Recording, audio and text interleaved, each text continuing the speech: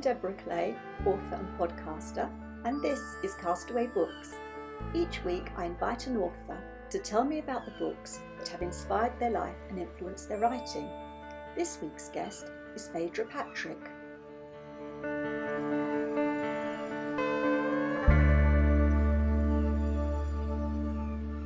Hello. Phaedra is the author of 8 novels, 4 of which are USA Today bestsellers, and her debut, The Curious Charms of Arthur Pepper, was translated into 25 languages worldwide and was optioned by a major Hollywood film studio. Her 8th novel, The Time Hop Coffee Shop, is published today in the UK, but sadly fans in the States will have to wait until the 9th of December for when it comes out. Now, Phaedra writes beautiful, uplifting books full of magic realism, and I'm a big fan. So I'm delighted to meet her today, and welcome to my island, Phaedra. Oh, thank you for inviting me, Deborah. I'm loving the palm trees and the lovely sea and the sky's gorgeous. Yeah, getting me into holiday mood. I'm going away soon, and I should just keep pretending that this is real.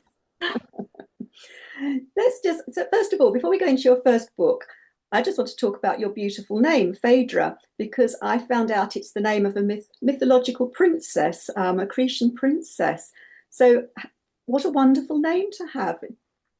Oh, thank you. Yeah, it was quite an unusual name growing up because I'm from Oldham, and while everyone around me kind of just had kind of usual names, and my mum and dad christened me Phaedra, or we pronounce it Phaedra, because of the Oldham flat vowels. Yeah, so it was quite unusual, and yeah, it's a Greek name, but they actually first heard the name in a Nancy Sinatra song called Some Velvet Morning, and then decided to name me that. It's beautiful. Well, let's go straight into your first book, because you can tell us a bit more about your growing up with your parents in Oldham. Yes, okay. So my first one is, I've actually got my copy here, which is East of the Sun and West of the Moon by Kai Nielsen. So I always thought it was pronounced Kay Nielsen, but apparently because he's Danish, it's pronounced Kai. And I got this from a book club. For my birthday one year, my mum and dad bought me a subscription to a book club, and we used to get a little catalogue through the door, and I could look through the catalogue and I could pick 4 books a year. And this was one of the first books that I picked. And it's a beautiful book. I looked it up on Amazon, because I give links to all the books you choose on my website for people to follow up. And it's got beautiful illustrations, and it's a collector's item. Yeah, I think that's what first appealed to me, was the illustrations. I don't know if I could find any here to show people. Yeah, I think it was published in the late 70s, but you can see it's really intricate, beautiful. Oh, beautiful. Designs, yeah. And I remember my mum commenting at the time that it was quite an unusual book for a child to choose. But I just loved reading the fairy stories, looking at the pictures, and sometimes I even drew the pictures myself. I tried to copy them. And actually the fairy stories in here influenced my 3rd book, which was The Library of Lost and Found, which features little fairy stories throughout it. And that was very much influenced by this book. It's amazing that seed was sown at such a young age, because you were, what age were you then? You think about 7 or 8? I think I was about 7, yeah. I think I was about 7. It was really exciting getting that little catalogue, and probably didn't have many pages in it, but just look through and I could pick that book. I could pick 4 books during that year for my birthday. Yeah, it felt really exciting and special. So you were a studious child. Did you have any siblings? Yes, I've got a brother. He's 18 months younger than me. We're very, very different. We get along now, but not so much when we were growing up. I think I was a kind of quiet, studious reader, and he was the one, playing out and rolling in the dirt and coming home late kind of person. So I work as a full-time writer now, and he has got his very successful business fitting tow bars, for caravans. Very different. Very different, yeah. But it's you say that this influenced the Library of Lost and Found, which is another book that I absolutely loved that you wrote, and we discussed it at my book club at the independent bookshop where I live, and everybody loved it. But it seems that your books, all of your books, as I said at the introduction, have this magic realism in it, this fairy tale, this rich fairy tale, which you obviously enjoy writing. I personally love reading books like that. It's a real magic to all of your stories. Yeah, I think so. So I think even the ones that don't actually contain actual magical realism, they've kind of got that magical fairy tale element, almost like fairy tales for adults, you Mm, know. So they're kind of just stories about everyday people, but kind of that finding that magic in everyday life, mm. you know, and kind of, I think sometimes my characters are in a, you know, a bit of a stage of their life where they need a helping hand, and I feel that when I write their story, I'm there to just give them that helping hand. And in kind of going on this journey, I'm introducing them to other people, unusual situations, and I think they can be quite a lot of magic in that. Mm. You're like their fairy godmother. Yeah, a little bit. Yeah, I always feel like at the end I say, right, okay, I've helped you on your way now, and you can live your life by yourself. And I need to look at my next character and write my next book. Excellent, excellent. Your parents were wonderful introducing you to books so early on with this catalogue. Did that mean that you had a book each month? You could choose a book each month? Yeah, it was 4 a year, so I could pick a big catalogue arrived 4 times a year, but they always bought me a book every birthday, every Christmas, when it was my brother's birthday, when we went on holiday. So I was kind of reading all the time. And my son's 19 now, and so we always used to make sure we read bedtime stories to him every night, and he was a book lover. He's kind of moved away from him a bit now, but yeah, but he's really into films. So again, I think it was just sowing that seed about stories. Um, yeah, so yeah, and I'm still an avid reader. Still buy several books a month and stuff, and I still buy my mum and dad books now. Lovely. It's nice that with books links you with parents. I used to love sharing books with my mum and dad. They're no longer with me, but it was a great link with them. You know, we'd pass books on to each other and talk about them. It's important. Yeah, definitely. And also, when I started writing full time and I had the books published, my mum and dad were really proud, and it kind of gave my dad, and my dad's 82 now, but it kind of gave him a little mission to tell people, oh, my daughter's a writer and she's written this book, and he used to have a little card that he'd pass on to them, you know, which was really sweet. And just he'd send me little messages saying we're proud of you, and so that was really nice. It felt like a little gift that I could give them. It's wonderful. I know what you mean. My father, when I had my first book published, was in a care home. He had Alzheimer's, but he Mm. played on that because every single person that came into his room, did you know my daughter wrote this book? And it's Oh, embarrassing because he would wink and he'd say to me, they think that I've forgotten. You just keep on and on and on and on. But when they're proud of you, it does make it, it's a lovely feeling, isn't it? yes, it is. Yeah, it is. And my son's not read any of my books, but hopefully he will one day. And I think he is. He's a bit proud, even if he doesn't say so. I think he's proud that his mum's, actually She is. pursued the dream, yeah, and really worked hard to kind of, write lots of books that rejected and keep going. And actually now, I've been writing full time for 10 or 11 years. Fantastic. Let's go on to your second book. Yep, so my second book is Garden Spells by Sarah Addison Allen. And I remember this one. My son was only small when I saw this book in a bookshop. Well, first of all, I saw a review in my local paper, and it didn't give it a very good review, really, which just kind of shows you shouldn't go off reviews. But the cover was absolutely beautiful. It was like black, it had shiny dragonflies on, and I just loved that cover. But at the time, my son was little and we couldn't afford much, to be honest. We were really struggling money wise. I think I asked for it for my birthday, and again, I've still got it now and I've read it several times. And that's very magical realism about two sisters who live in a village in America, in North Carolina, and everyone in the village has got special skills. So the main character, Claire, she makes food which has an influence on people. It can cause magic for people. And she has an apple tree that grows in her garden. And I think when the apple tree is displeased with her, it throws apples at her and things. And it's just a really lovely, easy read. And it's something that I kind of dip into time and time again. Mm. And the in the story, she makes foods which prepares meals for people, which have a magical effect. And that's similar to your wonderful book of the Time Hop coffee shop, where I'm hot coffee shop. Greta Yeah. drinks. There's a mystical woman who has a coffee shop, and she brews the perfect blend. And Greta, who is the star of a TV commercial, a bit like Katie in the OXO adverts. We know about her family, Maple Gold, and she goes in there to drink the coffee to find the perfect life, doesn't she? Yeah, that's right. She's kind of a down on her luck actress, really, and her most famous role she had was starring in these coffee commercials with her family like 10 years ago. And to her, that was like a perfect time of her life. You know, she was a successful actress, her marriage was great, she had all this attention, her daughter was young and happy. And now she's 10 years on and a bit stuck. You know, she can't get the jobs. The husband's getting the work, but she's not getting the work. The daughter's now a teenager and kind of resents being put in front of the camera at an early age. And she's just a bit stuck. And then one day she comes across a leaflet promising the perfect blend. And she discovers this mysterious coffee shop run by this very strange lady called Iris, who offers her a coffee.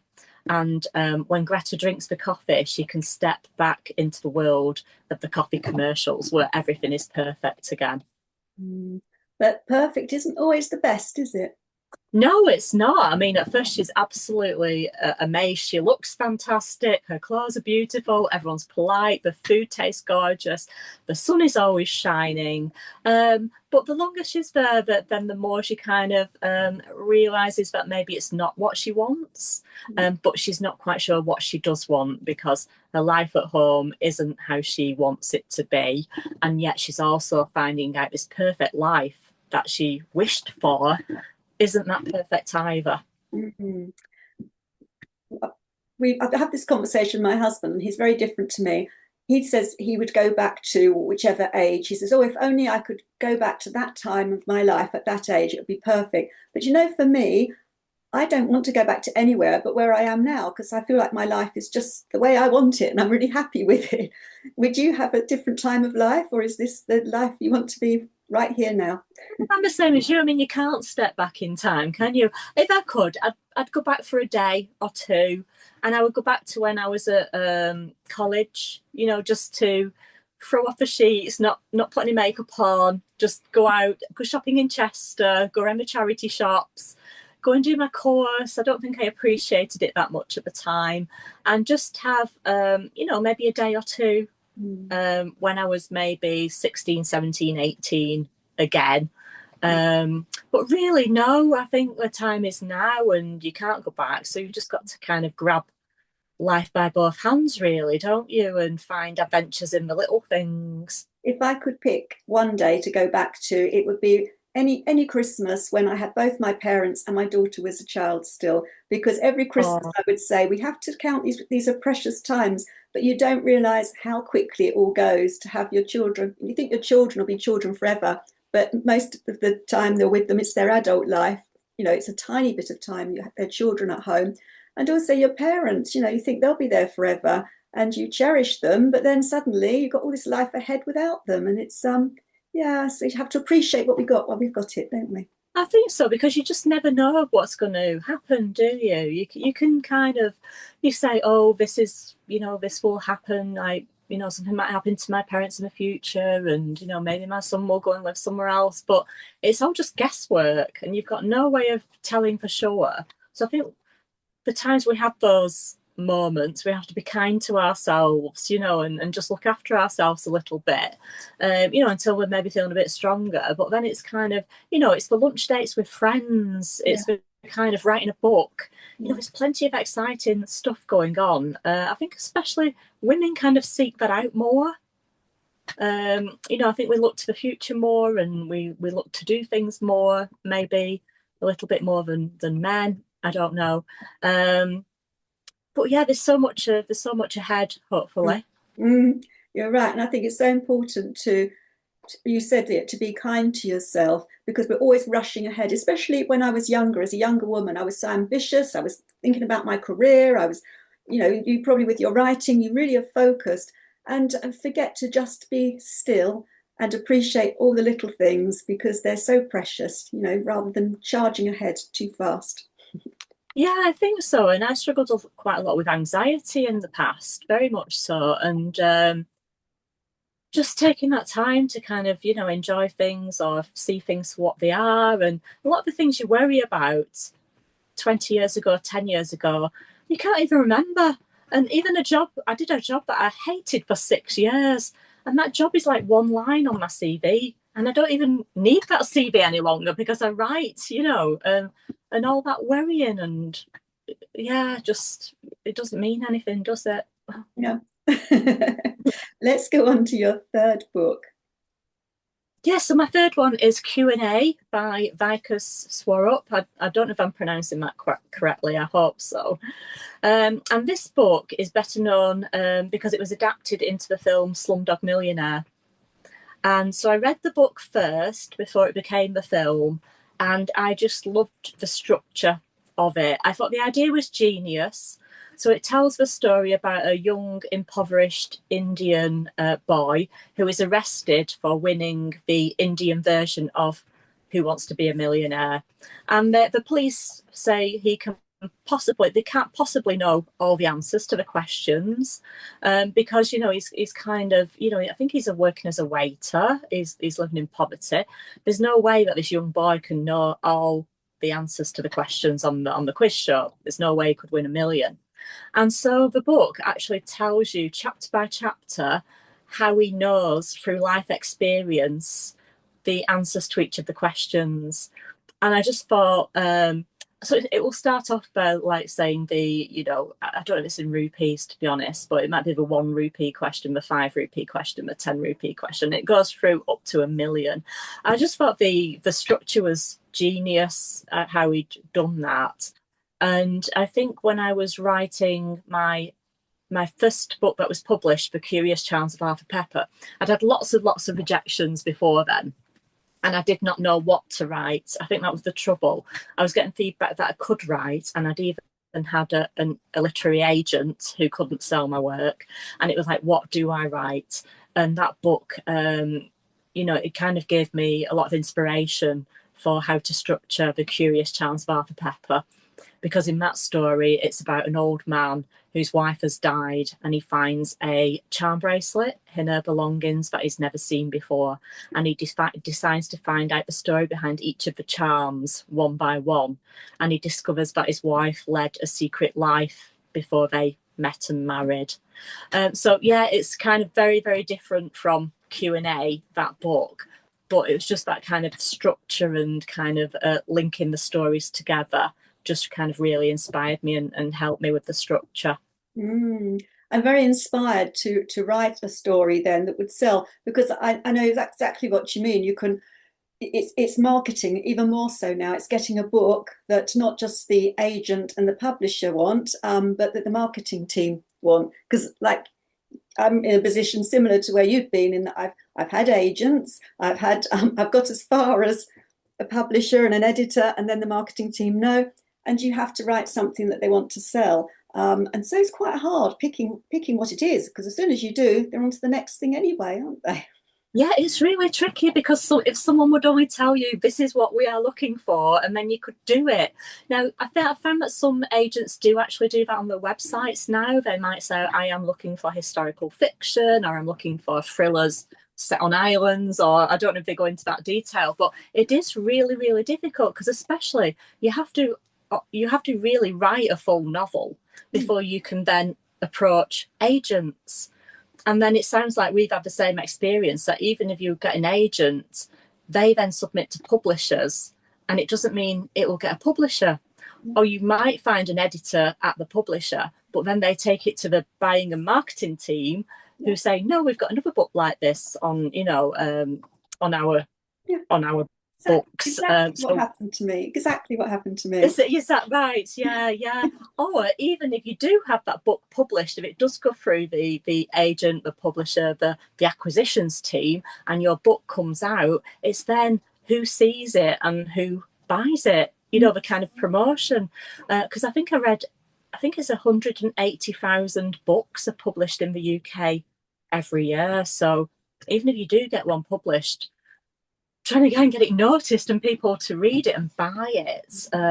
Because I find a lot of people will pay, a few quid for a cup of coffee. But actually, when it comes to books, if I no, I'll get it from the library, or I'll wait till I find it in a charity shop, or I'll just see if I can get it cheap on Amazon. And I think in England there's that reluctance to buy books at full price. So yeah, it's just an industry, I think, with lots and lots of hurdles for writers. And it's so important then that you actually enjoy writing the book and you're writing something that you love. Because at the end of it, the rest of it could drive you crazy. But remembering the love of writing and the joy from producing that novel is so important.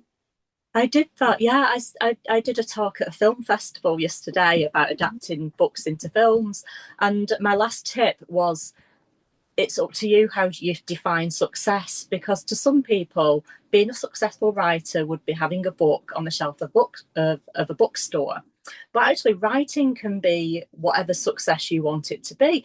If it's something you do because you enjoy it, or because it helps your mental health, or you can meet people, or it's a hobby, then that's just as valid. So it's kind of up to you to define what kind of writing means to you and what success means to you. Mm. And just one other question on that. You write wonderful magic realism books, which I absolutely adore. What were you writing before that? And are there other genres that you're tempted to write, or is this the only thing you want to be writing? So I think I wrote six before I got an agent, and then I wrote two more with her. They were more kind of, because I wrote them in my 20s, so kind of more, I suppose it was called chit lit at the time. It was young women and their lives, and relationships. But I kept getting told over and over the market was saturated for books about young women.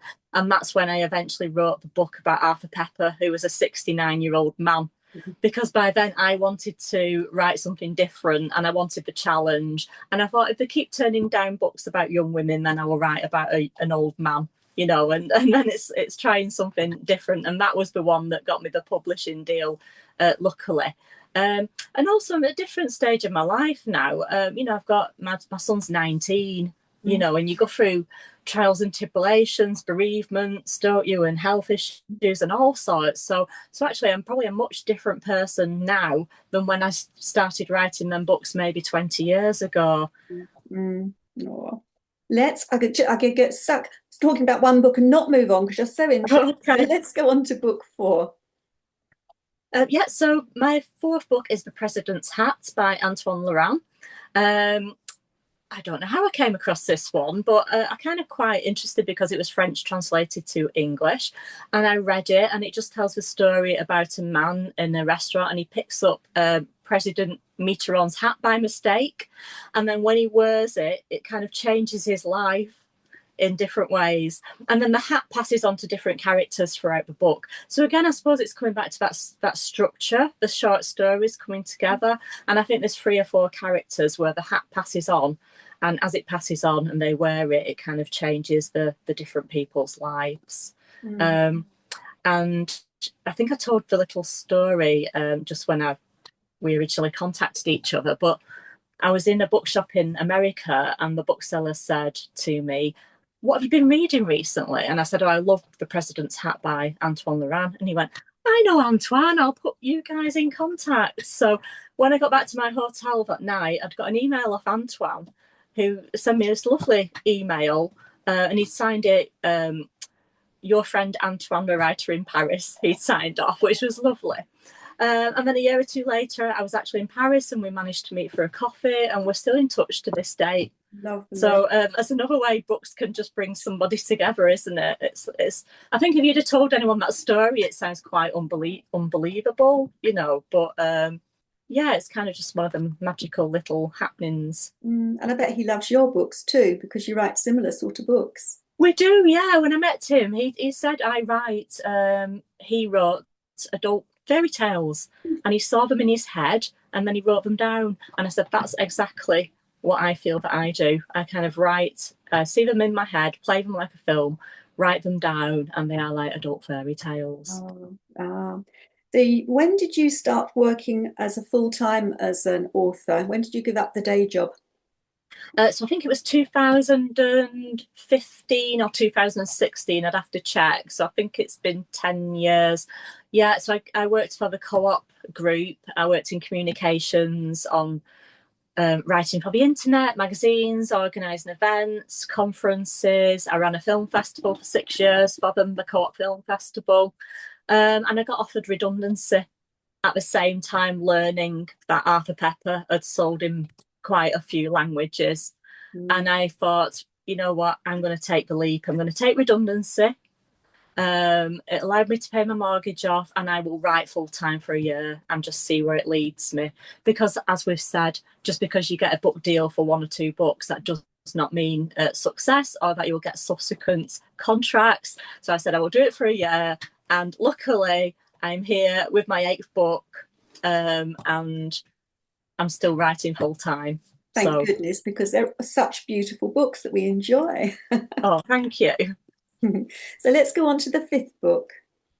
Yeah, so my fifth book is Save the Cat by Blake Schneider. I don't know if it's quite an unusual one to include because it's not a fiction book. And Blake was a Hollywood screenwriter. And he said that he devised a method of breaking all films, every single film, down into set beats. And by beats, I mean like in the first 5%, such a thing will happen. At the 10% stage, such a thing will happen.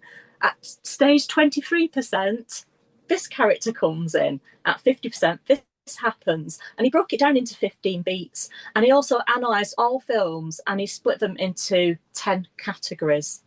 So example might be, I think one's called Out of the Bottle, which is all about films about magic. And then there was one, The Golden Fleece, which is all about people going on a journey to find something. And he wrote this book, and it was a bit of a secret amongst authors. People go, have you read Save the Cat? Mm-hmm. And we all went, oh, I've never heard of that. And so it's kind of a little secret thing that some authors will just write and they will naturally know what to write and what they want to write. Others like to plan. And I think this book is just really useful for both. So if they call them plotters or pantsers. So you have a plotter book or you fly by the seat of your pants and just write it. And I just think it's a really useful book, whichever you are, because you can just dip into it. If you're feeling a bit stuck or you want some inspiration from other films or books, you just dip into this one and it's just absolutely fascinating. But I will warn you, you would never watch a film in the same way again, because you can see the points and what's going to happen when, and think, oh, that's such a point, and oh, that's at 75%, and that's going to happen. Yeah.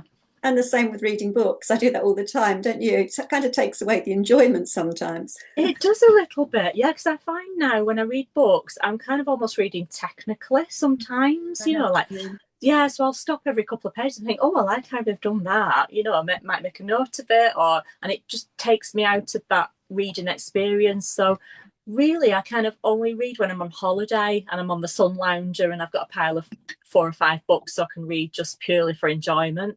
Because I think if I'm reading while I'm writing, it kind of, it's almost like part of the job and it's technical. Yeah, I have different books for different things. My husband calls watching rubbish on the TV chewing gum for the eyes. And I think there are some books which are like chewing gum for the brain. You know, if I go on holiday, yeah, I agree.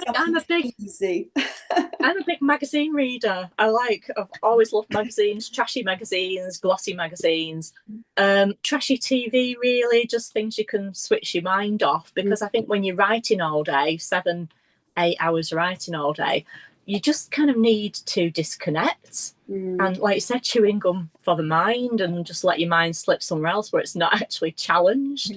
But also watching things like I watched First Dates and Bargain Hunt. You can actually pick up little stories of people. Yeah. Even like sitcoms, you can pick up little stories and ideas. Or, I think it's a good thing to have that wide knowledge, not just of books, but of films, magazines, what's out there, what stories are out there, what's going on. And an awareness of the social culture, what people are into at the time. Definitely. Again, that's another thing I was talking about yesterday in the film festival. Was when I started writing, I just used to go to Waterstones and WH Smith's and stand in front of the books and read all the blurbs and kind of get to know what's coming up. And I subscribe to the Bookseller magazine and I just read all the blurbs, and you can see different waves of ideas coming up. So I think about a year ago, there was lots and lots of psychological thrillers set on islands where someone was murdered. And I think recently I've come across about 3 books about cannibalism and young women and cannibalism. I thought, I don't want to go there. But so you do see different themes coming up. And I think as a writer, that's really important to know what else is out there and actually to see if you can see the gaps. Yeah. To see if you can maybe see what's coming up. I know when I wrote The Curious Charms of Arthur Pepper, there was a book out called, I think it was The 100-Year-Old Man Who Climbed Out of a Window. Yeah, which was, I think it was Swedish. And there was a man called Ove. So there was kind of an appetite growing in the market for older protagonists, so it was kind of just trying to tap into that wave. Yeah, so it's a tricky one. It's a tricky one. I have got one more question to ask you before we have to say goodbye. Which luxury are you going to take with you to this island? Well, I feel guilty for not saying a book, but I would probably take mascara. I'm a person during COVID who woke up every morning and put eye makeup on, because if I don't, because I've got red hair and pale skin, people do come up to me and ask if I'm feeling okay, and because I look a bit poorly. So total vanity. Yeah, I would take some mascara. Woman after my own heart. Being a fellow redhead, I too have to wear mascara or I look washed out. Yeah, I'm the same. Need that kind of colour. Well, it's been an absolute delight meeting you today, Phaedra. If I got the name right, Phaedra. I keep pronouncing it slightly wrong. No, that's fine. It gets pronounced always, believe me. It's been an absolute pleasure. And thank you for bringing so much enjoyment through your wonderful books. And don't forget to read The Time Hop Coffee Shop, which in the UK is out today. So happy publication day. Oh, thank you. And thanks for inviting me to your island, Deborah. Bye-bye. Thank you. Bye.